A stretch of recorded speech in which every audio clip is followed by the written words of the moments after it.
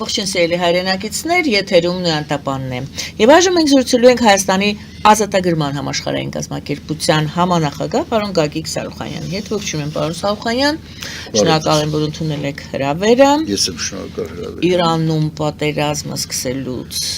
հետո մենք առաջին անգամ ենք հանդիպում, չենք խոսել դեռ այդ մասին, այսօր կարծես թե 12-րդ օրն է։ Խոսելու ենք իրավիճակի մասին, բայց սկսեմ հարցազրույցը Զելենսկու հետևյալ հայտարարությունից։ Նա ասում է, ես զգուշացնում էի, որ երրորդ համաշխարհային պատերազմ է սկսվելու։ Նախագահ Թրամփը ինձ չէր լսում։ Ճիշտ է ասում է, լսողներ կային, բայց այդ լսողներն էլ ես վստահ չեմ, որ հասկանում էին ամբողջ էությունը խնդրի։ Եվ այսպես, Իրանում պատերազմը Եվ Զելենսկու այս հայտարարությունը, որ երրորդ համաշխարհային պատերազմն է, արդյոք Զելենսկու կարծիքով եւ Ուկրաինայում սկսված պատերազմը եւ այսօրվա այն ինչ կատարվում է Իրանում, սրանք մեկ շղթայի օղակներ են եւ սա երրորդ համաշխարհային պատերազմն է։ Այո, սա իսկապես երրորդ համաշխարհային պատերազմն է, բայց ես կուզեմ անդրադառնամ Զելենսկու ասացի շեշտադրումների վրա, որ իբր ինքը ասում էր եւ լսող չկար։ Եվ եթե ասում էր, երբանից էր ասում, եւ ինչից դրթված էր ասում, որ սա, այսինքն երրորդ համաշխարհային պատերազմն է, Իրանի վրա հարձակումից հետո նա ասեց, կամ դրանից առաջ, թե Ուկրաինայի վրա հարձակումից։ Հարցը նրանում է, ճիշտ է, իհարկե, մենք տարբեր մակարդակների վրա ենք ընկալման տեսանկյունից կամ ճանաչողության տեսանկյունից, նա վերջապես մեծ եվրոպական երկրի նախագահ է, մենք ընդամենը փոքր Հայաստանի շարժում ենք ազատագրման կազմակերպության ներկայացուցիչ, բայց երրորդ համաշխարհային պատերազմի մասին մենք շուտվանից ենք ասել, ու ոչ միայն Ուկրաինայի վրա հարձակումի ժամանակ կամ հետո, կամ Իրանի վրա հարձակումից, կամ դրանից հետո, կամ Վենեսուելայի վրա, այսինքն Մադուրոն արևանգելուց հետո, մենք ասում ենք այն ժամանակ, երբ որ աշխարհակարգը եւ մարդու իրավունքների սկզբունքները խախտվում էին Արցախում։ Այն ժամանակվանից, երբ որ Ռուսաստանը, Թուրքիան եւ Ադրբեջանը որոշեցին ցեղասպանություն իրականացնել։ Սենց անենք, նոր բառ մտցնենք քաղաքականության մեջ, հիբրիդային ցեղասպանություն։ Այսինքն, երբ որ ժամանակին մենք ունենք 1915 թվականի բիրտ յատահանով սպանությունը եւ սովետական շրջանում Նախիջևանի սպիտակ ցեղասպանությունը, որովհետեւ տարիների շարունակությամբ ռայկոմի քարտուղարների ձեռքով կամած, այսինքն այս ընտանիքին նեղելով, հետո այս ամբողջական գյուղը նեղելով, կամ սովետական միության տարբեր միայն Նախիջևանում չի եղել նման վերաբերմունք։ Ես հիշում եմ իմ տատիկս պատմում էր Վրաստանի գյուղերից մեկն էր, որը հայկական էր, որ իրանք ասենք, ասում են մենք ամսական պետքա ասենք 30 կիլո պանիր մթերեինք պետությանը, որպես հարկ, տալիս ենք, բայց կողքի վրացական գյուղը պետքա մթերեր, ասենք 5 կիլո։ Այսինքն տարբերությունները սովետական միության տարածքում միշտ եղել են։ Դա ես համեմատությունը բերեցի ուղղակի Վրաստանի հետ կապված, կարծես թե կապ չունի Նախճիվանի հետ, բայց նման հայերին ճնշելու քաղաքականություն եղել է Կովկասում։ Միշտ էլ եղել է։ Ես ուզում եմ ասեմ, որ այս ցեղասպանությունը Արցախի, սա արդեն կարելի է կոչել հիբրիդային, եւ զենքակիրառվել, եւ պահիտակ կանգնացրել են, եւ խաբել են, որպես խաղապահ մտել են տարածք ռուսները, եւ ավանդական արցախցին հավատալով, ոչ միայն արցախցին, նաեւ հայ մարդը, որ Ռուսաստանը դաշնակից է, պետքա որ մեր կողմից լինի, բայց իրականում լրիվ հակառակն է։ Պարոն Սարուխանյան, դուք այս դեպքերը վերհիշում եք, որպեսզի ցույց տաք, որ երրորդ համաշխարհային պատերազմը Արցախից է սկսել։ Այո, իհարկե։ Որովհետև համաշխարհային պատերազմները երբ են սկսվում, երբ որ քիչ տեսակ ստաբիլ իրավիճակը, այսինքն երբ որ միջազգային օրենքը գործում է եւ պետությունների մեջ պայմանավորվածությունները գործում են եւ ինչ որ պետություններից մեկը այնն էլ գերհզոր պետություններից մեկը խախտում է այն երբ որ դա խախտում է փոքր երկիր այսինքն ուղղակի խախտեց իրան շատ շուտ կարող են սաստել շատ շուտ ընդամենը կամ մի հատ հեռախոսազանգով կամ ուղղակի եթե չի հասկանում այդ կոնտինգենտը մտցնում ու վերջանում է բայց Ռուսաստանի նման պետությունը երբ որ խախտում է այդ օրենքը դա ստացվում է եւ ասենք ձևակերպում է դա իր ուզած ձևակերպումներով ու ընդ որում շատ կարճ ժամանակահատվածում այսինքն մեկ այլ դեպքում այլ վայրում ինքը լրիվ հակառակն է խոսում այսինքն տեսեք Դոնբասում հա օրինակ Դոնբասում Դոնեցկ Լուգանսկ այդ մարզերում կամ Ղրիմը ինքը վերցրեց ասում է գրեց իր սահմանադրության մեջ ասում ես գրեցի բան եմ արել հանրաքվեմ անցկացրել ընդ որում որ իրանք չէին ներկայացնում առանձին վերցրած ինչ-որ ավտոնոմ մարզ ազգային պատկանելությամբ ասենք որովհետեւ միավոր ներողություն դուք ուզում եք ասեք երրորդ համաշխարհային պատերազմը սկսել է միջազգային իրավունքի չգործելուց այո այսինքն դրանից դրդված ուժային այս կամ այն ազգին իր ուզած ձևով թելադրել այստեղ հիմա հարց այո դուք կապեցիք քանի որ մենք բազմիցս վերլուծաբանները եւ քաղաքական գործիչները կապում են այն ինչ սկսվեց Ուկրաինայում ասում են դրա սկիզբը 2020 թվականին դրվեց եթե 2020 թվականին միջազգային իրավունքը չգործեց մինչ այսօր դուք բարձրացնում եք Արցախահայության իրավունքի հարցը եւ ոչ միայն դուք բարձր մենք միացնում բարձրացնում ենք այդ հարցը դրանից հետո եղավ Ուկրաինա դրանից հետո հիմա Իրանն է ես ուզում եմ հասկանալ Թրամփը դա համարում է նույն Իրանում տեղի ունեցածը լոկալ խնդիր Արցախում տեղի ունեցածը լոկալ խնդիր դիտարկվում է որպես լոկալ խնդիրներ Զելենսկին ասում է ոչ այնինչ այսօր կատարվում է դա երրորդ համաշխարհային պատերազմն է հիմա ես ուզում եմ դուք ասեք համաձայն եք որ այդ բոլոր լոկալ խնդիրներ կոչվածները սրանք մեկ շղթայի բաղադրիչներ են որն է այդ շղթան այդ դեպքում եւ մի հարցեր ինչու Միացյալ Նահանգները ներքաշվեցին հիմա մենք տեսնում ենք ճիշտ է Թրամփը ցույց չի տալիս այդ իր տարակուսանքը բայց տեսնում ենք ոնց են Միացյալ Նահանգներում կամ եթե ես սխալ եմ դուք կասեք ոչ այդպես չէ դա ռոպագանդա է Միացյալ Նահանգները կարծես թե չէին սպասում այն ամենին ինչ տեղի ունենում այս 12-րդ օրը եւ այսպես որն է այդ շղթան եւ ինչպես եղավ որ Միացյալ Նահանգները ներքաշվեցին այդ պատերազմի մեջ դա իրենց պատերազմն է Միացյալ Նահանգների պատերազմն է այո ուրեմն նախ ես ուզում եմ ասեմ ասած ռուսները հաճախ են օգտագործում մի հատ բառակապակցություն երբ որ ասում են ուժեղի իրավունքով հա մենք ուժեղ ենք ուրեմն մենք ճիշտ ենք դե Թրամփն էլ է դա այդպես ասում այսինքն անտրամաբանական կլիներ որ ասենք Ամերիկայի նման պետությունը նա ուժեղներից մեկը չի նա ամենաուժեղն է աշխարհում եւ անտրամաբանական կլեր եթե նա չհամարեր աշխարհում ցանկացած կետում ինչ որ բան կատարվի ինքը չհամարեր որ իր իրավունքը կա խառնվելու գոնե կամ ինչ որ եւ հիմա տեսեք մենք այդ լոկալ պատերազմները համարում ենք որ սա մի շղթա է լավ եւ այդ շղթան սկսվեց նորից եմ ասում հենց Արցախից, երբ որ արցախցիների իրավունքները խախտվեցին։ Ստե մի փոքրիկ էլ ական կա, հա, ական, երբ որ մենք ասում ենք արցախցիների հարցը։ Սա ես դեմ եմ այդ բառակապակցությանը, ինչի համար, որովհետև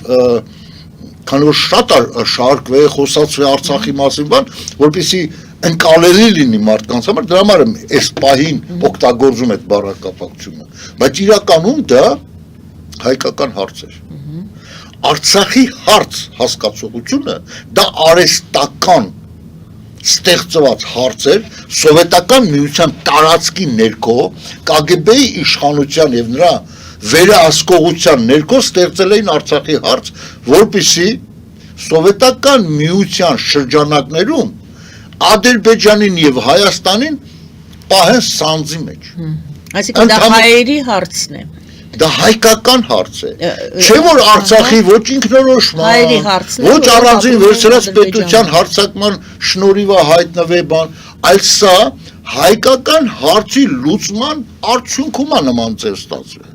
Մենք իրավունք չունենք առանձին վերցնենք վաղը մյուս օր ասենք սա Նախճիվանի հարցն է, սա Ղարսի հարցն է, սա Իգդիրի հարցն է, նա Էրզրումի կամ Վանի հարցն է, սա Արցախի հարցն է։ Այսինքն սա այս անարդարությունը, որում հայտնվել է Արցախը, այսինքն Արցախ մարզը, հայկական մասը, հայտնվել է այդ անարդարության մեջ հայկական հարցի ոչ լիարժեք պատասխանը ստանալուց։ Հիմա ինչա, երբ որ ջերմուկ են մտել, հիմա մենք էլ առանձին նոր ալիք բարձրացնենք, ասենք Վայոց ձորի առանձին հարց։ Դու տեսեք, այսինքն այդ տարանջատումը Արցախի եւ Հայաստանի մտցրին մեր ուղեղների մեջ, ոչ թե միայն թղթի վրա, այլ նաեւ ուղեղների մեջ։ Մենք բոլոր եւ այդ ռուսական կայսրության այս մոտեցումները, այս նարատիվները, որ վերևից իջնում էին եւ շատ ու շատ ծպտյալ գործակալներ եւ բացահայտ գործակալներ անջատում էին Արցախը Հայաստանից, դա հենց ընդհանուր մի ծրագիր էր։ Եվ այս անարդարությունից է, որ երկրորդ համաշխարհային, առաջի, երկրորդ համաշխարհային պատերազմից հետո այս չլուծված մնաց հայկական հարցը եւ երրորդ փուլում այս նոր գալացող Արցախի հարցի բարձրացման նորից եմ կրկնում Արցախյան, որ մատչելի լինի հասկա։ Եվ կրկին անգամ անարդարացի լուծումը սկիզբ դրեց երրորդ համաշխարհային։ Կրկին անարդարացի։ Այսինքն չքննարկվեց այ ախպեջան, այդ ոնց է Կոսովոյին կարելի անջատվել, Սլովակիային կարելի անջատվել, ժամանակին Նորվեգիան, Շվեդիայից անջատվեցին շատ հանգիստ, չեն ուզում։ Մեծ Բրիտանիայում շոտլանդացիները 2 կամ 1% տարբերությամբ չանջատվեցին, այսինքն շատ նորմալ, ինչ անենք։ Այսինքն դրանց բոլորին կարելի է, բայց որտեղ գերիշխանությունը ռուսական կայսրության այնտեղ չի կարելի, ոնց գծելա, մի հատ էշ նստելա, մատիտը ոնց ուզեցելա, տես գծելա։ Դա պատի չլուծվի։ Եթե դժվար չի վերադառնանք այնուամենայնիվ այդ տրամաբանությանը երրորդ համաշխարհային պատերազմին, եթե դուք համաձայնվում եք Զելենսկու հետ, ավելին դուք ասում եք մենք ավելի շուտ էինք այդ մասին խոսում, ես նորից հետ բերեմ եւ հարց նորից տամ։ Սա ում պատերազմն է։ Արդյոք սա Ռուսաստանի եւ Իրանի ստեղծած պատերազմն է, որտեղ ներքաշեցին Իսրայելին եւ Միացյալ Նահանգներին, թակարդը ընկան երկուսն էլ, թե սա Միացյալ Նահանգների պատերազմն է, սա ում պատերազմն է, եթե սկսել եք առանձին վերցրած պետության պատերազմ չի, կամ առանձին վերցրած երկու դաշնակցի 3-4 այլ դաշնակիցների դեմ չի։ Չնայած դա վերաճում է, դա պետք է արդեն երևացող մասն է։ Երբ որ այդ երևացող մասը գոյություն չուներ, ինչքան դուք հիշում եք, ես միշտ ասում եմ, սա քաղաքակրթական պատերազմ է։ Այսօր դուք տեսեք դաշնակիցները ովքեր են իրար։ Ռուսաստան, Բելարուս, Իրան, Թուրքիա, Ադրբեջան, Հյուսիսային Կորեա, Վենեսուելա, Կուբա, Չինաստան, այսինքն խումբ պետություններ, որտեղ տոտալիտար ռեժիմն է, բռնատիրական տոտալիտար, ավտորիտար ռեժիմներն են գործում, որ յուրաքանչյուր պետության մեջ 20, 30, 40 տարով դինաստիաներով նստած են իշխանության։ Եվ դրանից բխած նաև կառավարման ձևերն է տարածվում մարդկանց վրա, այսինքն իրանց կենսակերպի վրա, իրանց ապրելակերպի վրա, իրանց մտածողության վրա, այսինքն կարելի է գողանալ, ինչի՞ չէ, եթե չեն տեսնում։ Այսինքն դա արտահայտվում է մարդկանց դաստիարակության վրա։ Եվ մյուս կողմը քաղաքակիրթ աշխարհն է։ Եկեք sense, որպեսզի շատ չբորբոքվեն ապոնենտները, այնտեղ էլ կան թերություններ։ Որտեղ քաղաքակիրթ աշխարհում շատ թերություններ կան, բայց դե խնդիրը վեկտորն է։ Երբ որ ասենք այդ նման երկրներում, այսինքն զարգացած երկրներ, լավ անունը դնենք զարգացած, ինչ որ մի կոռուպցիոն երևույթ է տեղի ունենում, բռնվում եւ դատվում են։ Բայց Հայաստանի տարածքում, կոնկրետ Հայաստանի եմ ասում, որտեղ որ մարդիկ հասկանան, մենք էլ էինք այդ բռնատիրական ռեժիմի ցանցի ներքո, բայց ինքնուրույն չէինք մասնակից որպես, այլ բռնատիրական ռեժիմի կույրաղիկ, ռուսական պետության կույրաղիկ, կամ իր վասալը, կամ իր սատելիտը։ Հիմա ես հարց եմ տալի, քաղաքակիրթ աշխարհում երբ որ մեկին բռնում են, օրինակ տեսեք Բերլուսկոնիի նման տղային, որ Իտալիայի վարչապետ էր, հարկերի թերի մուսման համար, ոչ թե Ալան Թալանի, տեսեք Ալան Թալանի մասին չի խոսքը, այդ թերի հարկերի մուսման, գնաց 2-3 տարի ծերանոցում հավաքարար էր աշխատում, սանիտար, այսինքն մարդկանց կտանքներ թափում, պետությունը ասել դուք պատկերացնում եք Տաշիր Սամոյին, Ծառուկյան Գագիկին, Լեֆիկ Սամոյին, որ նման աշխատանքների բան, իրանք շատ մաքուր են աշխատել, անհնար է, ինչի համար, որովհետև մենք այս համակարգում ենք, որովհետև մեր մոտ, երբ որ մի թերություն կամ հանցանք է տեղի ունենում, դա անգամ կարելի ասել, որ հանցանքել չի, ընդամենը չէ գրված օրենքներով, գրեթե բոլոր մի քիչ թե շատ քթածակով, ասենք ասենք, աչքաբաց տղան գիտեր, դատարանում ասենք մի տարի խաղելը ինչ արժի։ Բոլոր գիտեին բոլորը թե բանակից ազատելն ինչ արժի, կամ մի տարի հետ գցելն ինչ արժի։ Դրանք կոռուպցիոն կամ կոռուպցիոն չէ, լուրջ հանցագործություններ են։ Կարող եք մեկ օրինակ բերել, որ այդ հոդվածներով ինչ-որ մեկը դատվել է, այս ամբողջ իրանց կյանքի ընթացքում հիշում են մի դեպք։ Այս սա է տարբերությունը, երբ որ մենք ասում ենք քաղաքակիրթ աշխարհ եւ տոտալիտար ռեժիմում այդ երևույթները արդեն դարել են որպես կանոն, որպես նորմալ երևույթ, դա մարդա փող ունի, բապտի փողը տա, ուղղակի դա օրենքի մեջ գրանցված չի։ Բայց չգրված օրենքի մեջ գիտեն ինչ արժի։ Չգրված օրենքի մեջ գիտեին, որ խախտումի համար, ասենք, ոստիկանը կանոնացնում է ինչքան պետքա տայր։ Չգրված օրենքներով գիտեի հիվանդանոց ընկար բժիշկի ջեբը ինչքան պիտի դնեիր։ Բոլորը կար։ Դե հիմա փորձեք այդ լավ տղեկը, այդ լավ որ այդ փողերը ստե բաժանելու, գիտեին տամոժնիկին ինչքան պետքա ինչ ապրանքի մար, իր գները ոնց է, բոլորը գիտեն։ Բայց այդ լավ տղեկը թող մի հատ այն Ամերիկայի Միացյալ Նահանգներ, ու մի հատ ոստիկանի, ոչ թե փողը ցույց տային, ուղղակի բերանացի արտահայտել, որ քեզ ինչքան փող տամ։ Ինքը կփդեր բերտերում։ Մի հատ է քիթ բենի կպարկաս այդ կփռեին ասֆալտի, ոնց որ Նիկոլն ասում։ Սա է տարբերությունը։ Սա է, թող, տեսեք, բանի ժամանակ են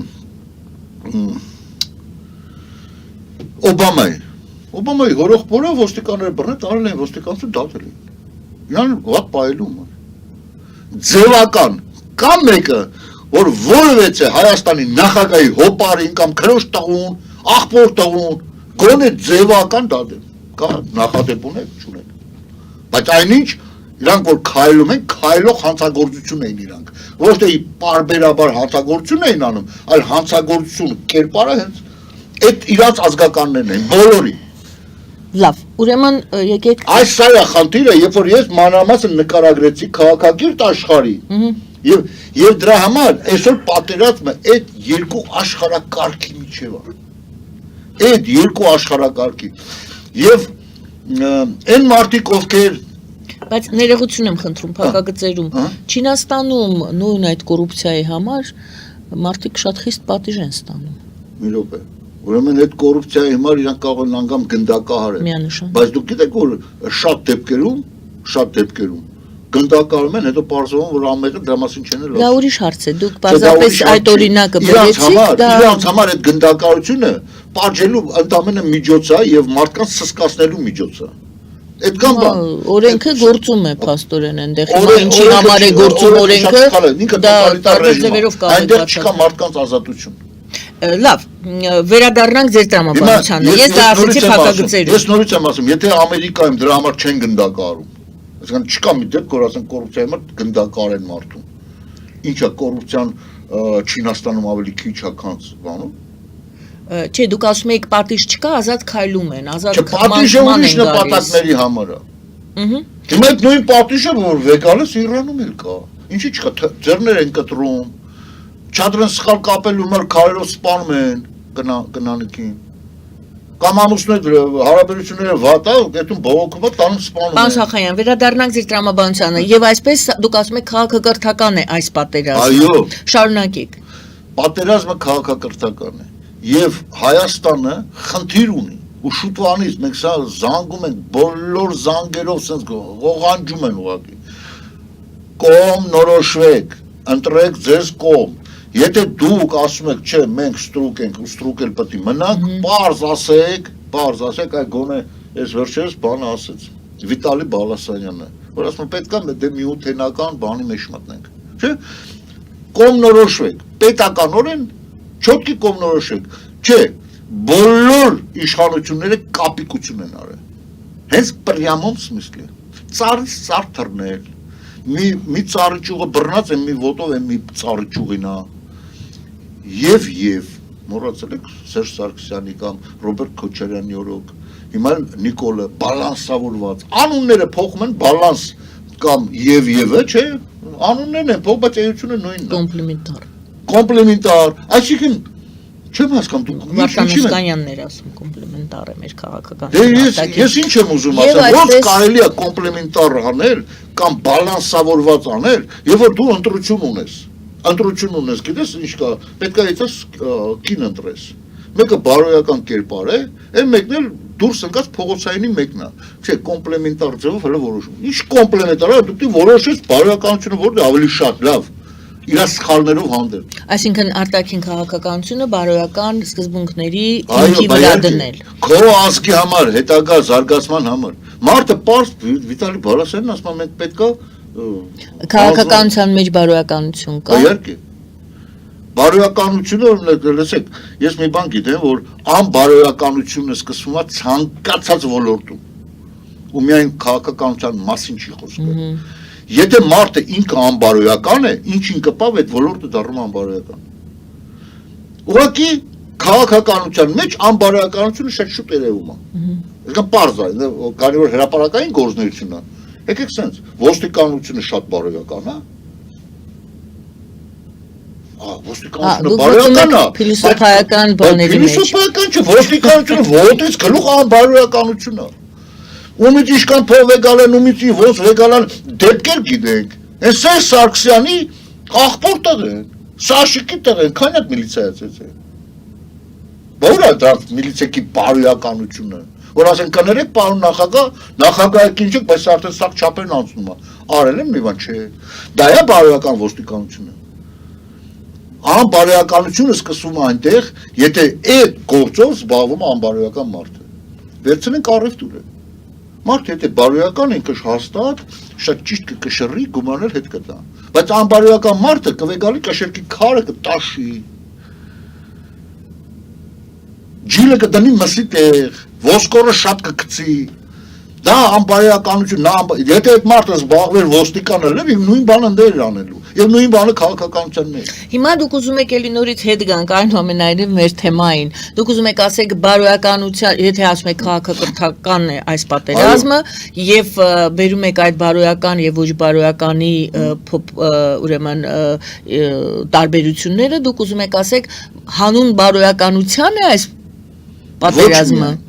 Այսինքն այո, ասում եք այո, հանուն բարոյականության է այս պատերազմը եւ ոչ միայն շարունակեք հանուն մարդու իրավունքների եւ անբարոյական մարդը չի կարա մարդու իրավունք պաշտպանել Այսինքն մարդու մենք տեսանք անբարոյական Կրեմլի գործողությունը երբ որ մի ամբողջ ազգ ցեղասպանության ենթարկվեց Դա միջազգային իրավունքի խախտում էր Ինչ էր Ահա, հիմա դրա համար հարցնում եմ ումն է այս պատերազմը Միջազգային իրավունքը խախտողինն է այս պատերազմը Թե միջազգային իրավունքի վերականգնողն է պատերազմում որ վերականգնի Փորձենք հասկանալ Անբարոյական, սենց ասենք, անբարոյական տոտալիտար ռեժիմի ներկայացուցիչները ագրեսիվ սկսել են գործողություն ամբողջ մոլորակով Որոնք են դրանք Որոնք են դրանք Օրինակ Մադուրոն Վերցնենք առանձին վերցրած հատվածը այդ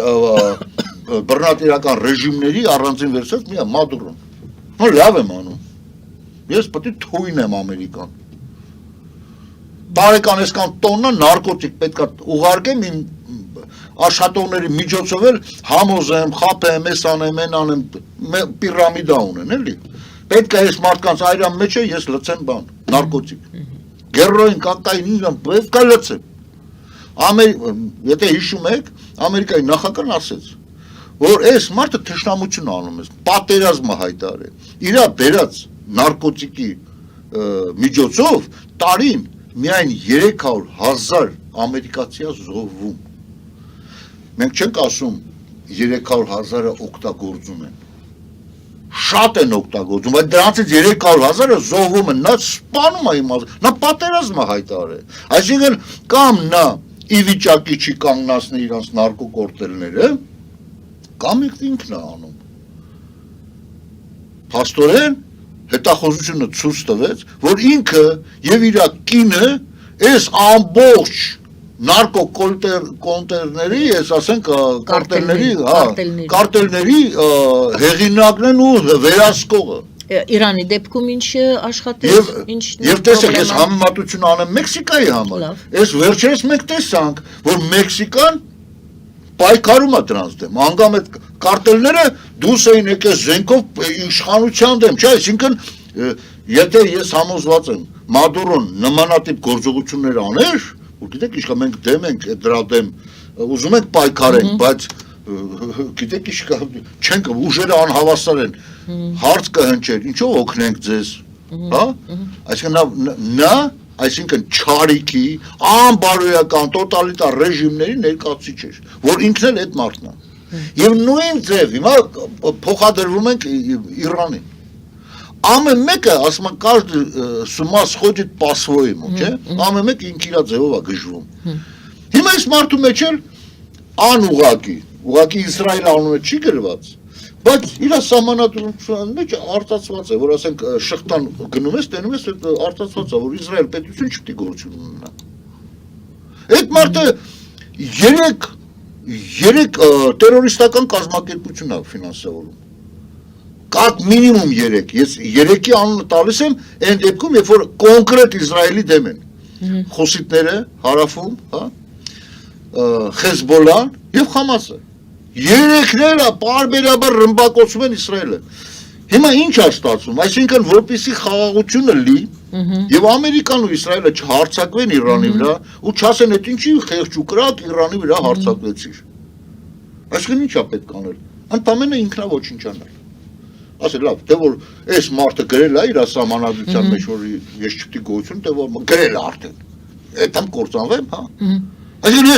ես ուզում եմ դա պատկերացնեմ։ Իսրայելը ոչ իմ աղբերն է, ոչ ես ուզում եմ ճշմարտությանը հասնեմ, հələ տենամ։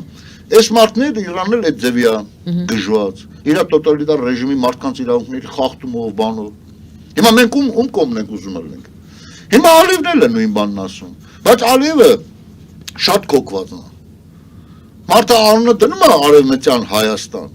անունը դնում է կամաց Ադրբեջան, հազար ներողություն, կամաց ականջների սող են կանում, էլի, քիչ, որը նման բան կա, բայց մյուս կողմից ինքը ուզում է երևա արևմուտքի դեմ, որ ինքը արևմտյան երկիր է։ Հեսա շուտով նայ, կնոջն էլ արելա փոխնախագահ, ինչի հիմար։ Մի բանի հիմար, որ հանկարծ արանքում ֆորս մաժորը լի եւ ինքը չհասցնի իր տղային փոխանցի իշխանությունը,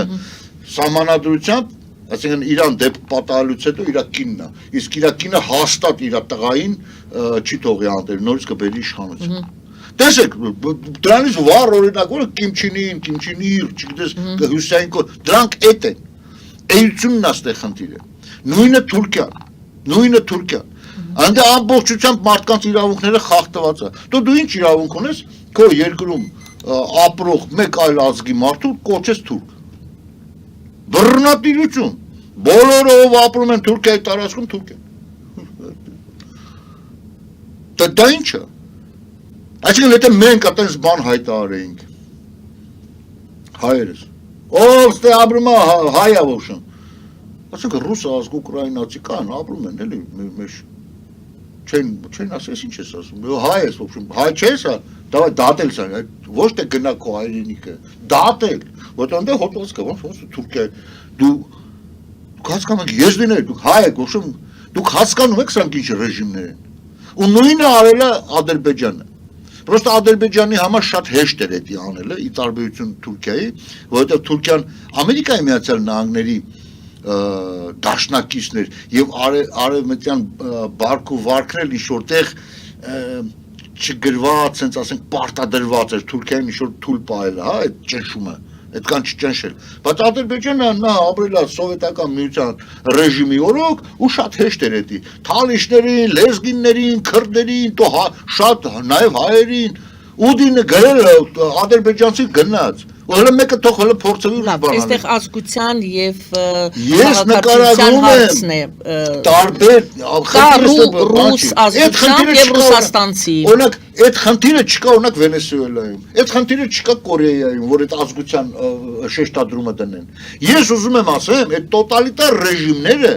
ամեն մի պետությունում ոնց է каждый сходит по-своему с ума, չէ՞։ Ամեն մեկի մոտ մի բան կա, որ դրա շեշտադրված ինչ ուզում անում է։ Ավելի ցայտուն է երևում դա։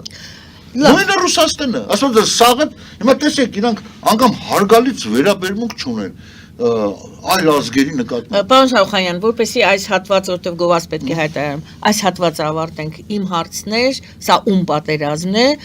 Թրամփը եւ Նետանյահուն կամ Նետանյահուի միջոցով Թրամփը ներքաշվել է այս պատերազմի մեջ, որը իրենցը չէ, դուք ասում եք ոչ, սա հենց Թրամփի պատերազմն է, նա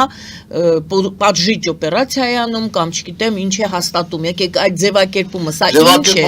ում պատերազմն է։ Սա մեր բոլորիս պատերազմն է եւ մենք կոնկրետ հայերից տեսանկյունից պետքա կողմ ընտրենք քաղաքակիրթ աշխարհի բարեկեցիկ դեպի մարդու իրավունքներ գնացող կամ մարդու իրավունքները խախտող պետությունները որ պայքարում են դեպի դրանց գնանք թե տոտալիտար ռեժիմների կողմը գնանք դա մեր խնդիրը է բայց որ պատերազմը այդ երկու աշխարհի մեջ է դա միանշանակ է ու այստեղ մենակ Տրամփի ու Նետանյահուի պատերազմը չեն այլ բոլոր իրենց քաղաքակիրթ համարող մարդկանց պատերազմը այդտեղ ես հարց եմ տալու եվրոպական երկրները այդ դեպքում ինչ դիրքորոշում ունեն բայց դա գովազից հետո պարզապես սիրելի հայրենակիցներ եւ պարոն Շահուխանյան նոր ես նայեցի տեսա վերջին լուրը այս պահի դրությամբ Թեհրանում ռմբակոծվել է հայկական թաղամասը մարդիկ մնացել են փլատակների տակ զոհերի մասին ինֆորմացիա չկա բայց մարդիկ գտնվում են փլատակների տակ քանի որ այո պատերազմական վիճակ է մենք հետևում ենք երևի թե բոլորս ենք հետևում դրա համար ես հարկ համարեցի այս ինֆորմացիայով կիսվել ձեզ հետ եթե ինչ որ մեկը բարեկամ ունի հարազատ ունի Թեհրանում հետևեք հարցումներով գովազդի եթերում շարունակելու ենք զրույցը պարոն Շահուխանյանի հետ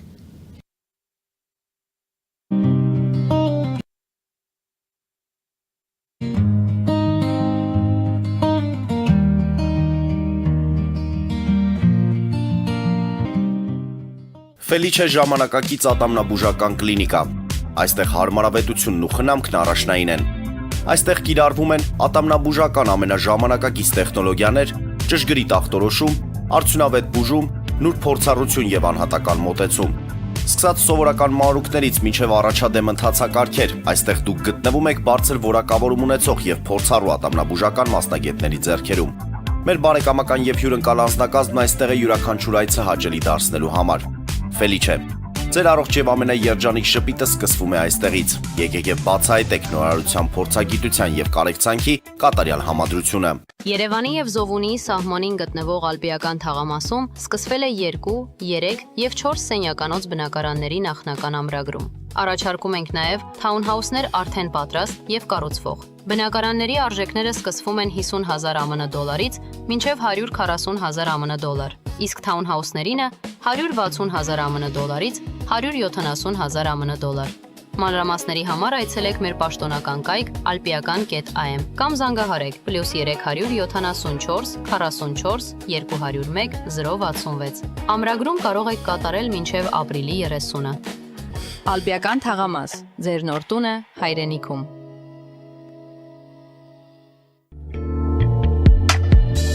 Երևան փոստը Գրանադայի ուզում, տեղեկացնում եմ։ Դրամական փոխանցումներ 1%-ով։ Օդանավով 1 պաունդը 2.99։ Նավով ուղարկեք 1 արկղ, երկրորդ արկղը անվճար։ Ավտոմեքենաների փոխադրում անհավատալի արժեքներով։ ինչպես նաև կահույք եւ մեծ չափի բեռների փոխադրում։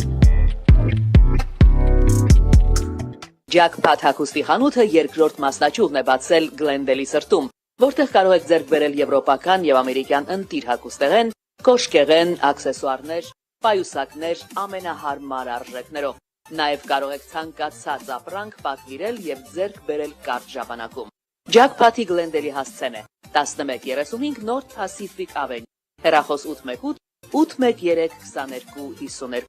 Jackpot հագուստի լավագույն կենտրոնը Գլենդելում։ 60-ից ավելի ճանաչված եվրոպական բրենդների ինքնատիպ, չկրկնվող եւ մատչելի ընտրանին Fortuna Home and Country House խանութ սրահում։ Նորաոճ սպասք եւ կահույք հորեկա բնագավառի համար, տեքստիլ, տնտեսական ապրանքներ, ամեն ինչ գեղեցիկ կյանքի համար։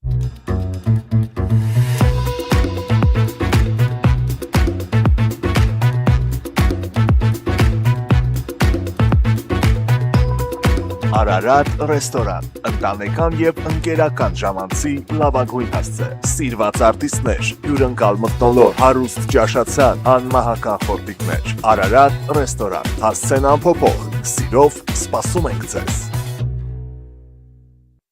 Լավագույն պաղպաղակ, բնական, համեղ եւ մատչելի գներով պաղպաղակը կարող եք ձեռք բերել բոլոր հայկական խանութներում։ Պահանջեք հայկական պաղպաղակ, Թամարա պաղպաղակ։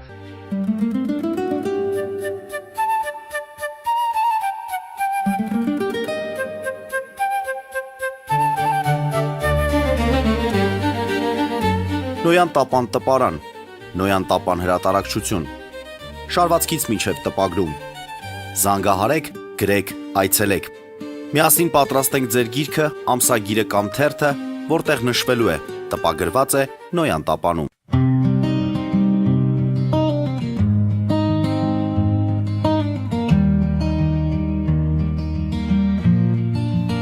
Սիրելի հայրենակիցներ, հիշեցնեմ, որ մենք զրուցում ենք պարոն Գագիկ Սարուխանյանի հետ, Հայաստանի ազատագրման համաշխարհային կազմակերպության համահիմնադիր։ Եվ այսպես,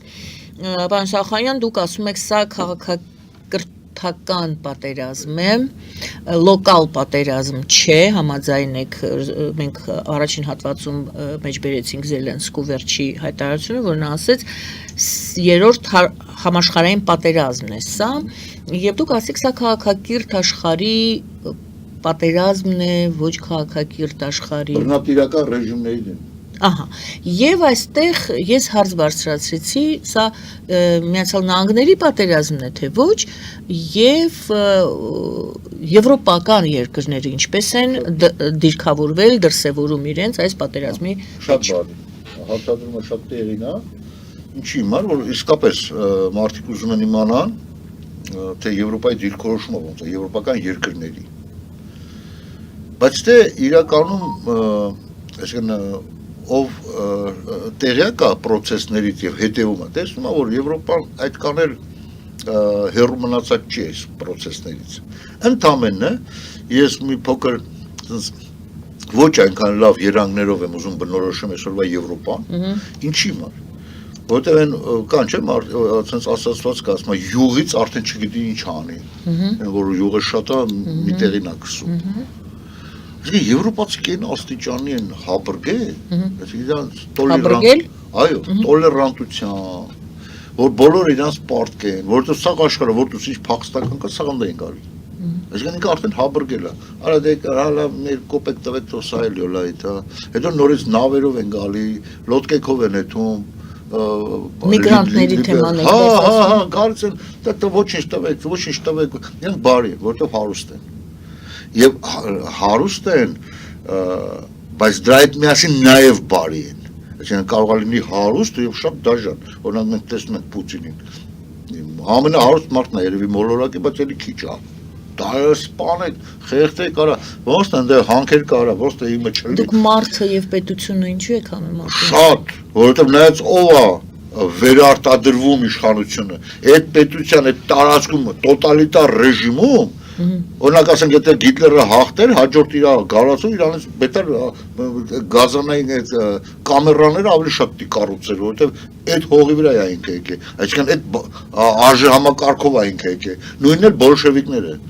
Սիբիր, մորթել, սպանել, փրթել, սանց գնդակարել, այսինքն իրանք այդ արժեհամակարգով են եկել եւ բնականաբար հենց այդ արժեհամակարգի մեջից պետքա Պուտինը ծներ։ Ես ինչի համար եմ, եւ Պուտինից հետո հաջորդ Պուտինն է լինելու, երրորդ Պուտինը, չորրորդ, այսինքն ազգանունց թե կապ չունի։ Այսինքն այդ արժեհամակարգն է։ Ես ինչի համար եմ ասում հարուստ, բայց բարի, որովհետեւ ընդ արդեն Գիտլերից հետո Եվրոպայում, ասենք, կոտրեցին այդ ամեն ինչը։ Այսինքն այդ վայրենի մոտեցումները կոտրված է։ Այսինքն մարդկային փոխհարաբերություններն են ավելի շատ գերիշխում։ Եվ դրանից դրդված իրանք ոնց որ իներտ էին դառել։ Դուք պատկերացնում եք մի մարդ, որը առավոտը խաշա կերեց, երեկը խորոված, իրիկունն էլ խաշլամեն, երկու բաժակ է խմելա,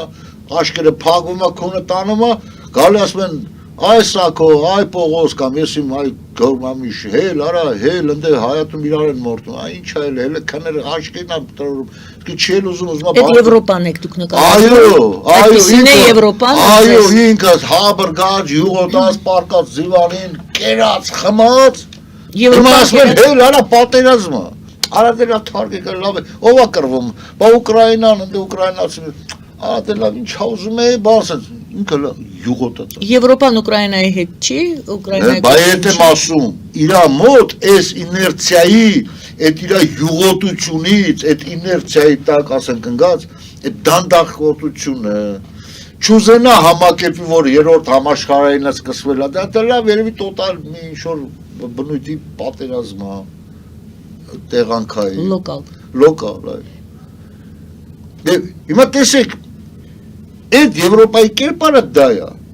և Ամերիկան իդեմս Տրամպի չապալախ է տալի, արա զարդն է այդ տղա,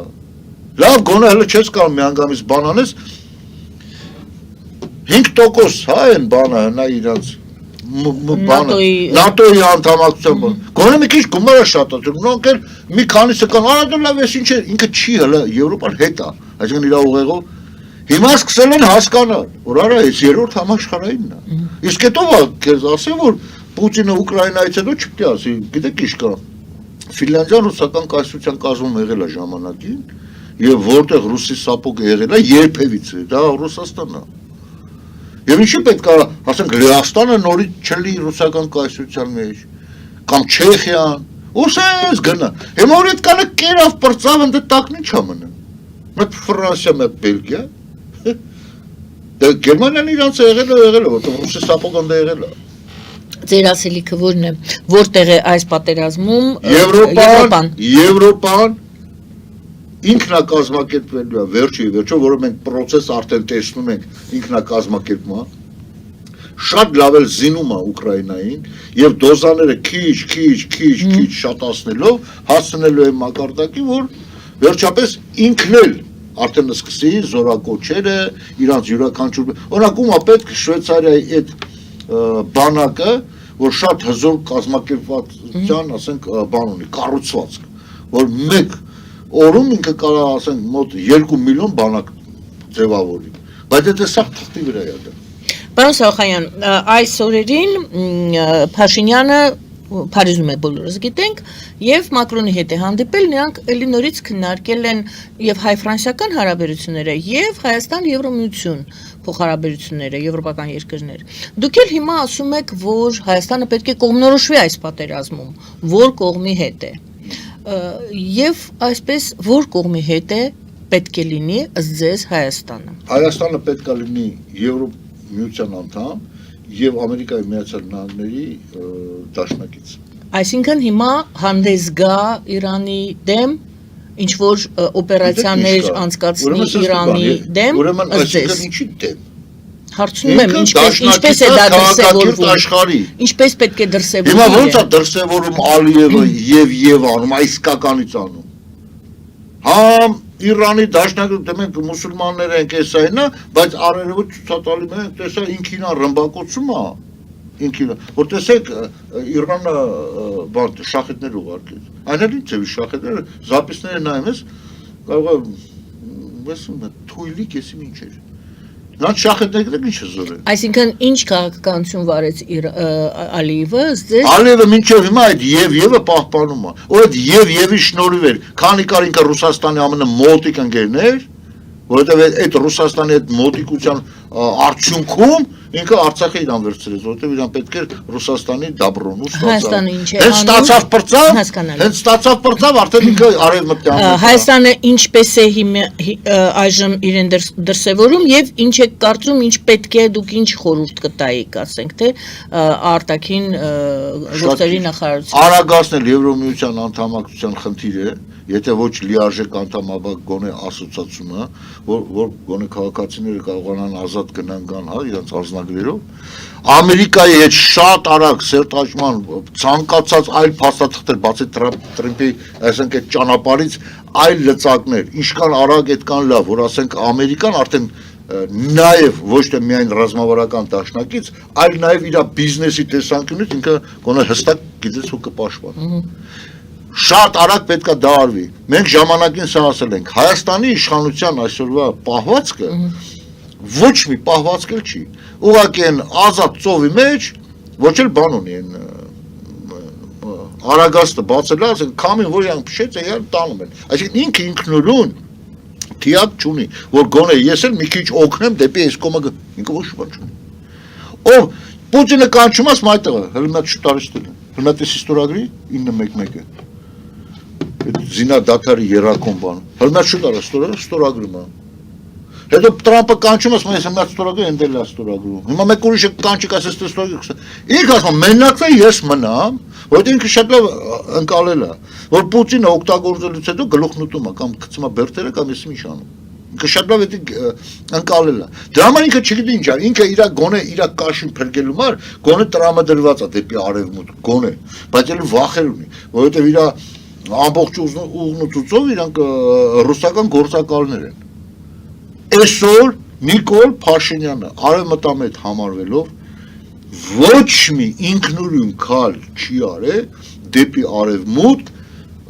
Հայաստանի ուղղությունը ասենք մի քայլ առաջ գցելու համար։ Ինքը անձամբ ոչ մի բան չի արել։ Ինչ էլ արվել է արևմուտքի ստիպելով, արևմուտքի կողմից դրդմամբ կամ ստեի գործիչները, արևմտամետ գործիչները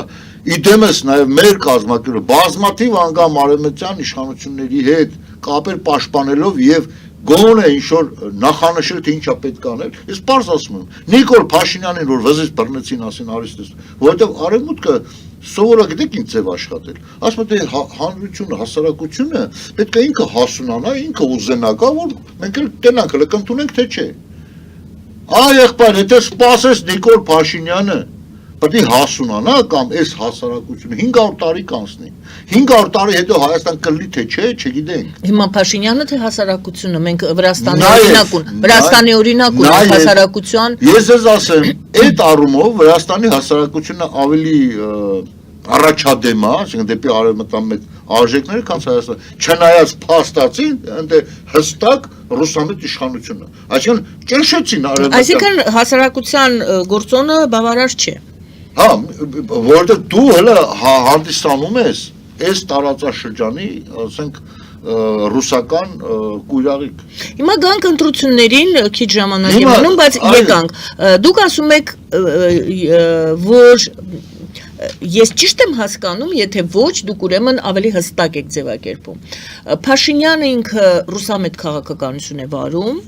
կամ հոգով սրտով։ Անկապական, ասենց ասենք, ինքը ռուսներն են իրան բերել իշխանության։ Լավ, Համենայն դեպս ռուսական գործակալական ցանցը, Սերժ Սարգսյանը, Վոլա Գասպարյանը, մնացած բոլոր բուհերի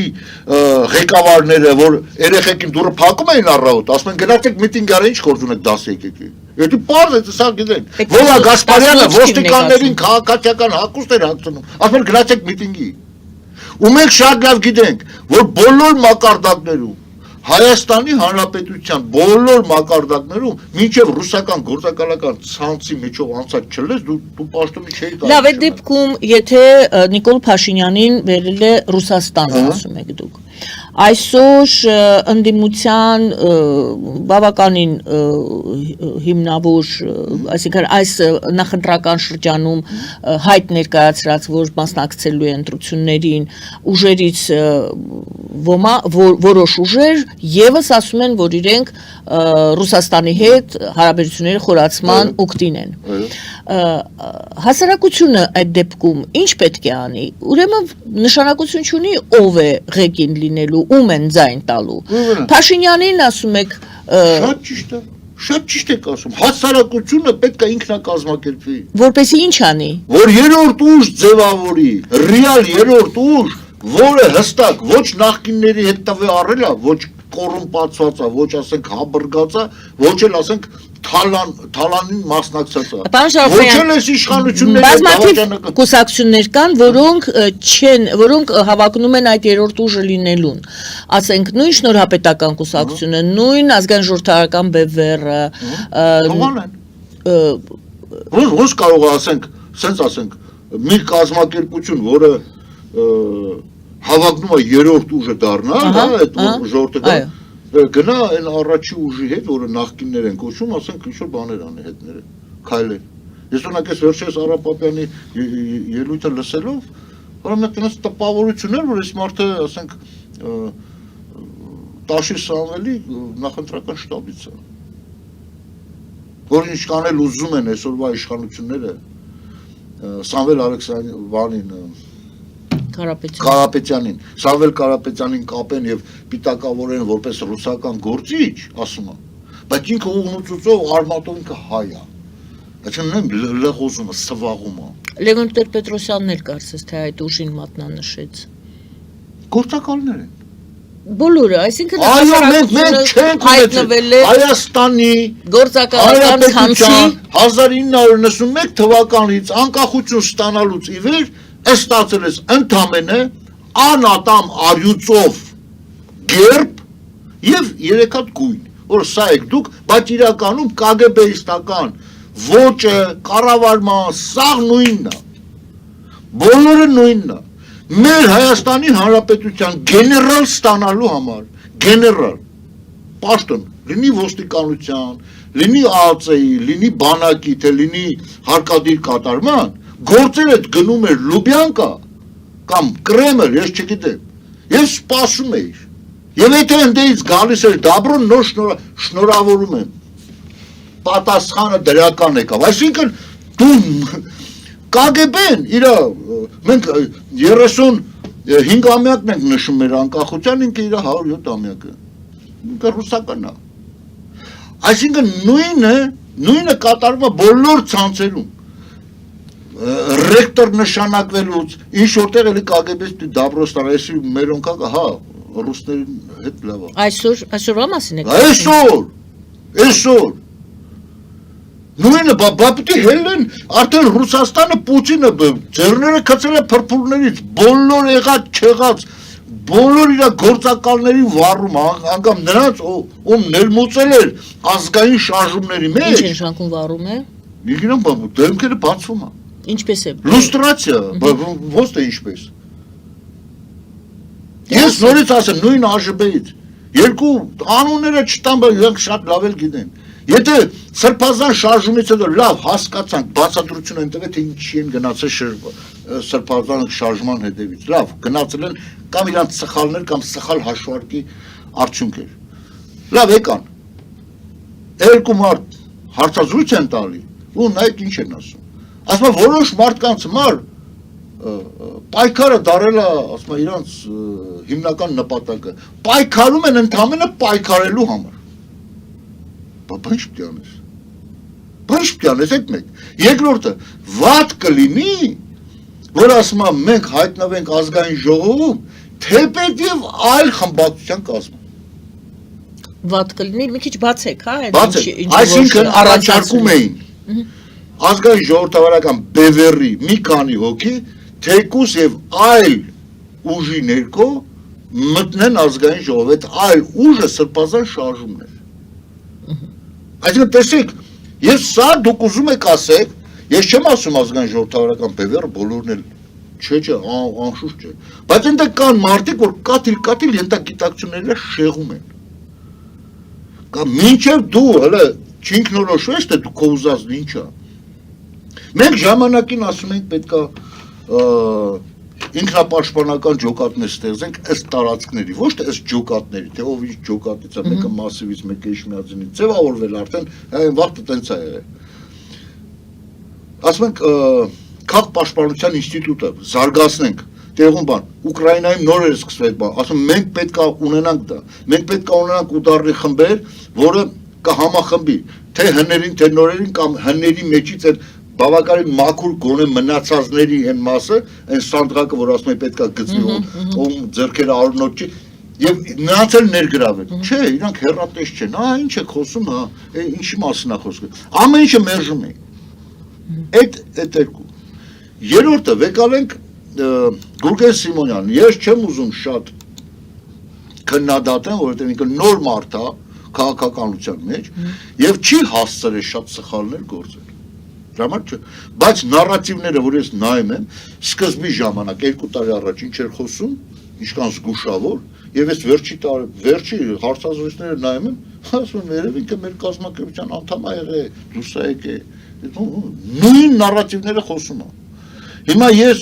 ինչի այդ մարդուն վանեմ։ Բայց դրա մեջ ինչ վատ բան կա, թե մարդը դրա համար եմ ասում, ինչի վանեմ, ինչի ասեմ, չէ, դու կեղծ ես եկում։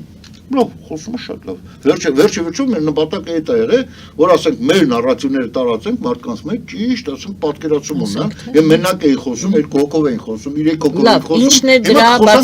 բացականը, ինչն է ձեզան հանգստացնում, ինչն է դրա մեջ բացականը։ Այ հիմա բացասականը այն է, որ այն ուժը,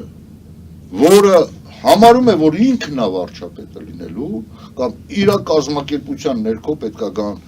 երրորդ ուժը ձևավորեն, ինքը պետք է աշխատի եւ բացահայտի հանրության մեջ եղած մարդկանց եւ հրավիրի եւ ձևավորի այդ երրորդ ուժը։ Ես չպետք է իր փոխարեն ձևավորեմ դա։ Եթե չի անում, չգիտի, հիմա բաց ասում եմ ձևը։ Եթե գիտեն ձևը, բայց ասում են, որ իրանք են առաջնայինը ու չեն անում, դա էլ ուրեմն պարակտելու ձև։ Ձևը ո՞րն է, որ ասում եք, ասում են։ Ձևը ինքը պետք է կազմակերպչական հարցերը բոլորը ինքը վերցնի իր վրա։ Բոլորը ասի ես եմ, եկել եմ, ես հենց այդ մտադրությունը ունենամ, հատիկ կզանգեմ։ Նույն Գուրգեն Սիմոնյանին, նույն ԱԺԲ-ին, նույն ԱԺԲ-ի մեջ եղած ամենաառողջ բոլորին հատ կզանգեմ, կասեմ ես սկսում եմ սենց շարժում, եկեք, վաղը հանկարծ չասեք, որ գիտեք, ինչ կա դուք տեղեկացված չէիք։ Իսկ ինչ գիտեք, որ այդպիսի գործընթաց չկա այս բանի։ Որ չկա։ Կարծում եք չկա։ Այո, եթե հատիկային օրինակ ինձ ուրախացեց այն փաստը, որ Անտինյանը եւ Գուրգեն Սիմոնյանը ինչ-որ եկել են հայտարարը, դա արդեն առանձին վերցած մի ծաղիկով գուցե եւ գարուն գա, հա? Չգիտենք, կամ էլ հիմա հնարավորությունները շատ մեծ են, պարնիկային բաներ են անում, չէ՞, ծաղիկներ են աճացնում ծնվերվա հունվար ամսին։ Այսինքն Հայաստանում ավելի շատ Ես չգիտեմ, ես դրա համար ես ընդամենը սա ինձ ուրախացնում է, հա, որպես փաստ, լավ է, բայց սա հատիկային ինչ-որ բան է։ Ես խոսում եմ համակարգային։ Երբ որ փրկիչը գալիս է, ասում է փրկիչը ես եմ, ես եմ փրկիչը։ Հələ դու արի, դու եւ դու։ Եվ դաժե անգամ, այդ էլ եմ հայտարարություններս մեկի մեջ ասել, եթե անգամ հների սաստավից է, կամ այսօրվա իշխանության սաստավից է, բայց տենում ես, որ ռեալ ինքը կեղտոտված չի կոռուպցիայի մեջ, կամ ձեռները արունոտ չի, իրանց էլ ես կանչում։ Ասել եմ անգամ քաղաքական ամնիստիայի մասին, որովհետև այսօրվա դրությամբ ոչ մի առանձին վերցրած կուսակցություն ի վիճակի չի ապահովել ամբողջ պետական, ասենք, վերնախավի կադրային քաղաքականությունը, ոչ մեկ, անգամ իշխանությանը եղածը չի կարում, այսօր ԿՊՆ-ը չի կարում ամբողջ, ինքը ստիպված է, այսինքն ստուծնդուց ինչ-որ բաներ ան, եւ ամենակեղտոտ հարցը լրագրողների կողմից երբևից է, որ ասենք ուզում են մի քիչ կծեն, հա, բանախոսին, ասեն դուք ամբողջ սաստավն ունեք այդ բանի, կադրային, կարող եք ասենք, որ եկաք իշխանության, չէ, իհարկե չի, ոչ մեկ չունի, պարզ ասում եմ, եւ իմ անձնական մոտեցումը հետեւյալն է, որովհետեւ մեր ժողովուրդը այն աստիճանի է կոռուպցիայի մեջ թաղվել, որ անգամ սովորական, ասենք, փողոցում ավլոտ մարդու որ հարցնես, ասում է իշխան դեպուտատը բասես կանեմ, բա մի կյանք է, բա ինչ պետք է անեմ։ Այսինքն այն աստիճանի է դա նորմա դառել, նորմա։ Թալանելը ուտը դա նորմա է, ոնց դարա։ Որ դու եղար ինչա, հորոխբորը տղոմար չես անելուն է։ Այսինքն մարդիկ ուղղուծով են փչացած։ Դրա համար ես ասում եմ շատ պատասխանատու պաշտոններին ես օրինակ կուզեի, որ արտասահմանի արժանապատվի ունեցող, այսինքն նորմալ երկրներից հրավիրվեինք մասնագետներ։ Նույն հարկայինում, նույն բանում մաքսայինում, թեկուզ նաև նույն տեղական ինքնակառավարման մարմիններում, առողջապահությունում, սոցիալական ոլորտում, նաև անպայման բանակում։ Ես կուզեի օրինակ ունենայի Ամերիկայից մի քանի գեներալ գենշտաբում, ինչու՞ չէ։ Եվ իրանց ցենքով, իրանց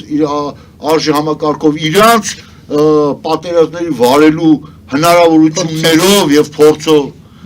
այս սա է պետք, որպեսզի մեր հանրությունն կամաց ինտեգրվելով այդ process-ների մեջ, մեջներից մաքուրները, երիտասարդները, որը գոնե դրսում են սովորել, ոչ թե անցել են KGB-ի մաղի միջոցով։ Դուք գիտեք, չէ՞ ասենք պաշտպանության նախարարությունից որ ուղարկում էին, ասենք ակադեմիա Ռուսաստան սովորելու,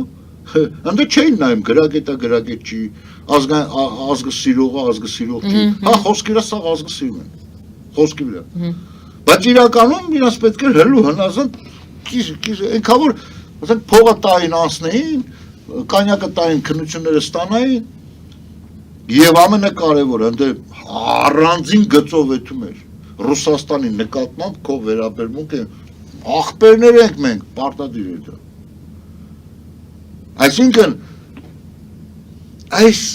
արժեհամակարգը ձևավորված Հայաստանում, ես հիմա շատ կոպիտ եմ արտահայտվում գուցե, կարող է մարդիկ նեղանան, ասեն, վայ, մեր ազգը է, այո, ձեր ազգը հենց այդ է, ձեր ազգը, մեր ազգը, իմ ազգը, այն 5000-ի հիմար հերթ կայնող է, գլուխ էին գողում, իմ ներկայությամբ, ես ասում անդել գնացի փող ստաց, անդել, հարևները չջոգին, այ հարիվ, իրան պետք չի որ դու իրան ձենտաս, ինքը մեկա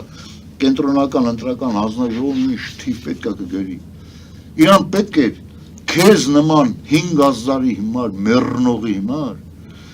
ստեղծեին նախադեպ, որ դունել ես թալանջի, որ դունել ես համահանցակից, որովհետև այդ 5000 վերցնողը կյանքում չէր հելլի հետար ասել, «Յա սուտ եք ասում, ստե այդ թվերը չէր, չի պայքարի իր թվերի հիմար»։ Ինքը չեզոքացրել է քեզ որպես քաղաքացի, որպես մարդ։ Սա էր հիմնական նպատակ այդ փող բաժանելու։ Իսկ չէ, այո դուք գլորվել եք։ Ու հիմնականում այսօր գիտեք ինչ կա Նիկոլ Գորացող զոմբիները, հենց այդ 5000 վերցնողներն են։ Իրանց համար մեկը ինչ գոռան։ Այն մյուսը գոռում է Ռոբերտ Քոչարյան, որովհետև իր բանկերի համակարգում աշխատում, ոստ է։ Բայց իհարկե Ռոբերտը գիտեք ինչ։ Հիմա մարդիկ կան, որը հայտնվում են, որ ասում են, Սերժ Սարգսյանի օրոք չինովնիկները կոռումպացված էին, թալանում էին, բայց Սերժ Սարգսյանը դրանից տեղյակ չէր։ Լուրջ եք ասում։ Լուրջ եք ասում։ Այսինքն այդ նույն տրամաբանությամբ կարող ենք ասել, գիտես չկա, Նիկոլ Փաշինյանը вообще խաբար չէր։ Խեղճ ու կրակար ասա գեներալները հանձնեն Արցախը։ Հա։ Սա ընդհանուր մի ամբողջական է, եւ նախկին գեներալները, եւ այսօրվա Նիկոլը իր մանկապարտեզով, բոլորն էլ տեղյակ էին, որ պետք է հանձնեին։ Ընդամենը Նիկոլ Փաշինյանի տակությունը այնտեղ էր, որ ինքը իմանալով, որ գալիս է Արցախ հանձնելու, ինքը համաձայնվեց։ Իսկ նախկինները մտածեցին, այս հարևին ոնց էլի բան կանենք, հետո ռադ կանենք կետան։ Այս հարևն ասացի, լուրջ եք ասում, չեմ էտում։ Էսա, սա ընդամենը KGB-ի ներքին, տարբեր վարչությունների ներքին կռիվ է։ Ու ժողովրդի հետ դա սա հեչ կապ չունի։ Ու ժողովուրդը փոխանակ նայի թե վաղը ինչ անում։ Ես քանի անգամ եմ ասել, ռմբակոծեցին Երևան, ինչ տանեք, ապաստան ով ունի, ոչ մեկ։ Շատ քչեր է, ով որ թալանել է, 3 հարկ իր տան ներքևը 10 միլիոնանոց դղյակի տակը սարքել է, անձամբ ինքը։ Բայց ժողովուրդը ինչ անի։ Մեկը փողը տվել է, այս եկաշենքի տակը սեփականաշնորհել է, կիսապատվալային բանասարք է խանութ։ Հիմա մարդը ռմբակոծը պետք է նկուղը չկա։ Ո՞նց անի։ Ո՞նց անի։ Հեղափոխություն է սարել այդ տղա։ Բայց հեղափոխություն է սարել դու տես, որ այդ նկուղը հատուկ նրա համար է, որ ապաստարան լինի մարդկանց համար։ Ինչ որ մեկը սեփականաշնորհել է, եկալ ասենք օրենքին հակասող որպես կոռուպցիոն, դրանից այամ կոռուպցիա չկա։ Բա ո՞նց է, բա դու ով ես вообще։ Ընկել են բանի հետևից եկեղեցի Նիկոլ բանի հակամարտության, բոլորը KGB-ի մասնաճյուղներ են։ Ամեն ինչ անում են, որ մարդկանց իրար դեմ բախում առաջանա, բայց չի առաջանա, որովհետև դոզեն ժամանակին այնքան էր տված այս ժողովրդին անտարբերության, որ չես կարա հիմա հանես, որ իրար խփեն։ Հա, մի խումբ մարդիկ։ Всё։ Չի կարում քաղաքացիական պատերազմ չի կամ հրահարի, որովհետև կզացրել են այս ժողովրդին։ Եվս մեկ այլ լրագրող էր, երբ որ ասեց կլինի, այս իմաստի մեջ շարունակում եմ ուղղակի խոսքը, քաղաքացիական պատերազմ կլինի Հայաստանում, միանշանակ ոչ։ Ուրեմն քաղաքացիական պատերազմի համար Հայաստանում մի ամենակարևոր բաղադրիչն է պակասում։ Դա քաղաքացին։ Քաղաքացի չկա, որ քաղաքացիական պատերազմ լինի։ Կամ թայֆիկ։ Թայֆիկը կարող է իրար բերանտան ջարդեն մի օր, երկու օր, երկուսին բռնես, ու վերջացավ։ Չկա պատերազմ, չկա իդեա։ Չկա, ես դրա համար մի քանի անգամ էլ ձեր մոտ եմ ասել, երբ որ նայում ես այդ եկեղեցու համար պատերազմ տվող, որ եկեղեցի է պաշտպանում, նայում ես դեմքին, իր պահվածքը, իր սեմուշկա չրթելը, իր բառապաշարը, արա դու 5000 կիլոմետր Աստծուց Քրիստոսից էլ հեռու ես։ Մի հետ կանել հեռու ես Ալլահից դաժան։ Կրիշնային էլ հետ է։ Հեռու ես, դու ինչ գործ ունես եկեղեցի ես պաշտպանում։ KGB ես պաշտպանում։ Կամ ով ասել, որ եկեղեցու դեմ է դա։ Նայեք, Նիկոլը վերցրել է մի հատ բառակապակցություն, որ եկեղեցին ենք մաքրում, բայց իրականում չի մաքրում եկեղեցին։ Իրականում ընդամենը այդ եկեղեցու մեջ եղած կեղտոտ մի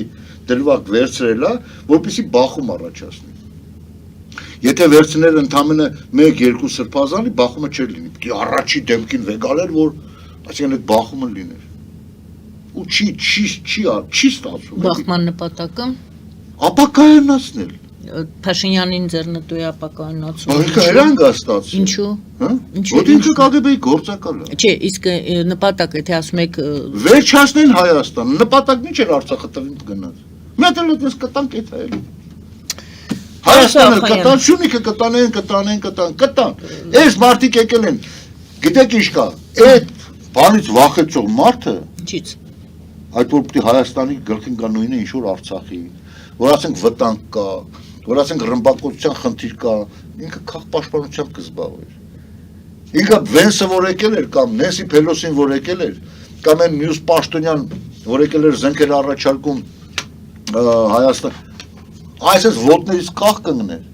Ինքնատիրը որ շարժիչը միացնային որ պիտի թռներ, էլի չէր թողա։ 10 րոպե ավել այսպես գրգած կպարել, կասեր մեզ եսապետ, կասեր լավ, քննարկենք, չէ, էս էլ է պետք, էս էլ է, այդ ձև կաներ։ Բայց այդ մարդը գալիս է, տշի, սա ղեկավար է, այո, կարելի է ենթադրել, որ վատ ղեկավար է, ոչ, սա թշնամի է, սա թշնամավար տրամադրված, հայ ազգին չսիրող, Հայաստանը կործանման տանող, դա իր ծրագիրը չի, սա հենց են Մոսկվայից նշանակված, այն որ սա գործակալական ցանցը կպել է սրա PR-ով էին զբաղվում բերին իշխանության, ուղղակի Պուտինի դուրն եկավ, ասում է մի րոպե, սա տաշկա, էսի ավելի լավ արա։ Ինձ ավելի լավ է ծառայ։ Էս է սա խնդիրը։ Պարոն Սաուխանյան, գույները չեք խտացրել։ Չէ։ Չեք խտացրել։ Բացարձակ հələ մի քիչ թույլ եմ ասում։ Դա համար ժողովուրդը մինչև չարտնանա, մինչև այդ ժողովուրդը չհասկանա, որ իր ձեռքերում է իր բախտը։ Նժդեի, ասենք ես չեմ ասում։ Ոչ ոք չի լինի։ Ինքը պետք է ինքնակազմակերպվի, ինքը պետք է այս իմ ասած դերը, այնով որ ինքը ասում է, որ ես եմ լիդերը լինելու, փրկիչը երրորդ ուժը ես եմ, բայց իրական գործողություն չի անում այդ երրորդ ուժը ռեալ ձևավորելու, կամ շատ թույլ է որպես լիդեր, չի հասկանում այդ կանը, կամ էլ դիտավորել դաշտա մտե, որ ասենք հայտարարի, որ ինքն է, բայց իրականում գործ չանի։ Այսինքն երկուսից մեկն է, ուրիշ տարբերակ չի կարա լինի, այսինքն չկա երրորդ տարբերակ չկա։ Ես տեսեք հուշում եմ, ասում եմ ինչա պետք անենք։ Դե արեք, ես չեմ համարում, որ ես այս պահին այդ մարդն եմ։ Այդ դա առանցին վերջին մարդու բանել չի, ես ձեզ պարզ ասեմ։ Դա ժողովրդի բան է, ժողովուրդը ինքը պետք է ինքնակազմակերպվի։ Իմացա, որ ես ինչ շրջանում ինքնակազմակերպվել են, այն մեկային շրջանում, այն մեկային շրջանում այդ երրումը գնում է, ունենք sense մարդ, ունենք Գուրգեն Սիմոնյան, ունենք Անտոնյան, ունենք Սարուխանյան Գագիկ, ունենք Ժիրայր Սեֆերյան, ունենք Վարուժան Ավետիսյան, ունենք այս, ունենք այն, ունենք հա, հələ նա ամեն մեկին էլ հələ կանչեքս։ Այսինքն ժողովուրդը այդ կազմակերպողը ինքը պետք է լինի։ Եթե չի անում, պետք է ուժեք։ Ես օրինակ նայեք, այս վերջերս ես ինքս չեմ կարդացել, բայց իմ ընկերները ամերիկյան մի հատ կազմակերպություն կա, որ հարցում արել եւ շատ ճշգրիտ տվյալներով տվել է հայաստանյան իրավիճակը, ասենք մարդկանց մտածելակերպը, դեպի ուր գնան, դեպի ինչ անեն, սարսափելի տվյալներ կա, դուք գիտեք, որ մեծամասնությունը մինչև այսօր էլ ոնց որ Արցախին փրկեցին ռուսները, այդպես էլ համարում են, որ էլի ռուսը պիտի փրկի Հայաստանը։ Հիմա սա ամերիկացին։ Ես ուղղակի չեմ ուզում հիասթափացնել, որ տոկոսը բերեմ արևմտյան մեծ տրամադրված հայության, ասենք, շատ ցածր է։ Ես պարզ ասեմ։ Չեմ ուզում ուղղակի բերնում դու հետարքրեք, բացեք ինտերնետը կգտնեք։ Հիմա ամերիկացի, արա անունը ինչ տնի, որ կսկու են։ Արա ես դուք, ես ձեր Իրանը մոլայակա, մոլեկա։ Ու հələ վաղը որ Իրանը գա ասի մի հատ չադրայել դուք հակեք հələ արա, շուտ արեք ու կհակնեք։ Ես ձեր Ռուսաստանը ես էլ դուք արար, վաբշե ռատներդ քաշեք։ Դուք պատկերացրեք ինչ աստիճանի այս կետը ամերիկացիներին պետք է, որ այդ կանից հետո էլի պահում են։ Սա են հիմնական իմ թեզն է։ Երբ որ ասում եմ քաղաքականության մեջ չկա սիրուն աչքեր, սեր, կա ընդհանուր շահեր։ Այսօր այդ շահերը մեր բռնում է։ Արա օգտվեք, արա աշխարհի ամենաուժեղ տիրությունից օգտվեք, արա դու պետք ես իրան։ Նիկոլա ամեն ինչ անում, որ այդ պետքականությունը չլինի։ Պարոն Սախոնյան, այստեղ ավարտենք մեր հաղորդումը։ Ժամանակը դուրս եկավ։ Շնորհակալ եմ, որ եկաք, շնորհակալություն, որ կիսվեցիք եւ շատ անկեղծ էիք դուք ձեր կարծիքների մեջ, ձեր տրամաբանության մեջ։ Հուսամ, որ վատ սցենարները, որոնք դուք նկարագրում եք, չեն կատարվի Հայաստանի համար եւ Հայաստանը բայց պատրաստ լինես չէ։ Պետք է պատրաստ լինի։ Գագիկ Սարուխանյանն էր մեր զրուցակիցը, սիրելի հայրենակիցներ, շնորհակալ եմ ձեզ։ Հայաստանի ազատագրման համաշխարհային կազմակերպության համանախագահը։ Զրուցում արում էր Գայանե Առաքելյանը։ Բարին ձեզ։